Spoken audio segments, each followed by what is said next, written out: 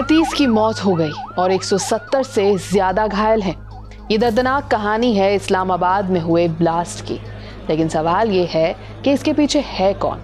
कई रिपोर्ट्स में कहा गया है कि इसके पीछे तहरीक-ए-तालिबान पाकिस्तान है, यानी कि टीटीपी है। लेकिन टीटीपी का ऑफिशियल बयान क्या कहता है? क्या यह हमला उन्होंने ही किया या फिर ये किसी और की साजिश है? नमस्कार, मेरा नाम है श्वेता शर्मा और आज बात इस्लामाबाद ब्लास्ट के पीछे चल रहे खेल की। अफगानिस्तान अक्सर पाकिस्तान से कहता रहा है कि टीटीपी तुम्हारी ही पैदाइश है, तुम्हारा ही फ्रैंकेनस्टाइन मॉन्स्टर है। तो क्या इस ब्लास्ट के पीछे भी टीटीपी ही थी? जवाब है नहीं, क्योंकि टीटीपी का ऑफिशियल बयान आ चुका है और उन्होंने इस हमले की जिम्मेदारी लेने से इनकार कर दिया है। तो फिर इसके पीछे है कौन? चलिए पहले इस ब्लास्ट की टाइमिंग समझते हैं। यह हमला उस वक्त हुआ जब उज़्बेकिस्तान के राष्ट्रपति शावकत मिर्ज़ियोयेव इस्लामाबाद दौरे पर थे। उसी दिन धमाका हो गया। ये high alert profile state visit थी।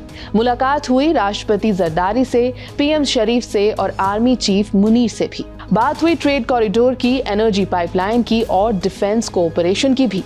मीडिया ने इसे पाकिस्तान सेंट्रल एशिया रिश्तों का नया दौर बताया। सिक्योरिटी हाई अलर्ट पर थी क्योंकि विदेशी मेहमान आए हुए थे पाकिस्तान और पूरी दुनिया देख रही थी। और उसी दिन ब्लास्ट हो जाता है तरलाई इलाके में, कसर-ए-खदिजतुल कुबरा इमामबाड़ा में, एक शैया इलाका, वर्किंग क्लास एरिया।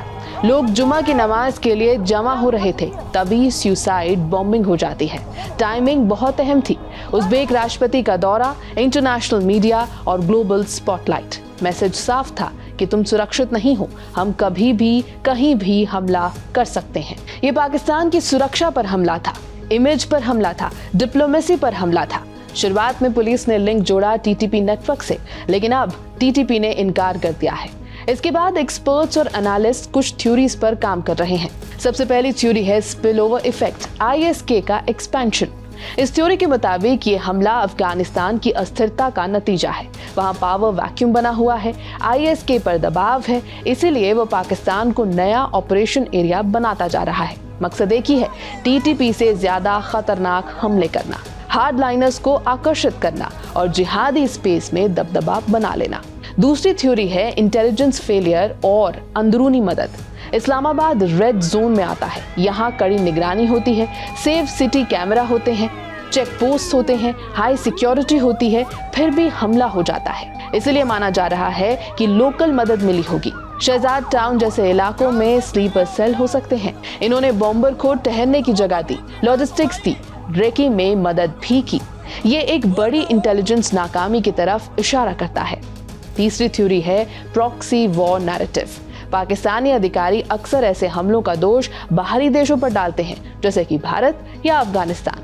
उनका कहना होता है कि मकसद पाकिस्तान को अस्थिर करना है। हकीकत में हमला जिहादी स्टाइल का था, जैसे कि आईएसके करता है। लेकिन सरकार इसे जियोपॉलिटिक्स से जोड़ देती है ताकि अंदरूनी कमजोरियां छुपाई जा सकें। आखिरी लेकिन सबसे जरूरी थ्योरी है हालिया ऑपरेशंस का बदला। सिक्योरिटी फोर्सेस ने हाल में खैबर पख्तूनख्वा और बलूचिस्तान में मिलिटेंट्स के खिलाफ एक्शन बढ़ाया था। यह हमला उसी का जवाब हो सकता है। ये एक ब्लो बैक रणनीति भी हो सकती है। मकसद सेना को बॉर्डर से हटाकर शहरों में उलझाना, जैसे कि इस्लामाबाद। और ये सब किया गया ताकि ट्राइबल इलाकों में दबाव कम हो जाए। अब इनमें से कौन सी थ्योरी सही है ये तो कुछ दिनों में साफ हो ही जाएगा। लेकिन एक बात बिल्कुल साफ है, पाकिस्तान अब विदेशी मेहमानों के सामने मुंह दिखाने लायक नहीं रहा। जहां बड़ी बड़ी डील्स हो रही थीं, वहीं सुसाइड बॉम्बिंग भी हो गई। मतलब Pakistan is not safe for visiting purposes at all. जो देश पाकिस्तान से डील करना चाहते हैं, उन्हें इस खबर से सतर्क जरूर हो जाना चाहिए। यह है एबीपी लाइव। मेरा नाम है श्वेता शर्मा।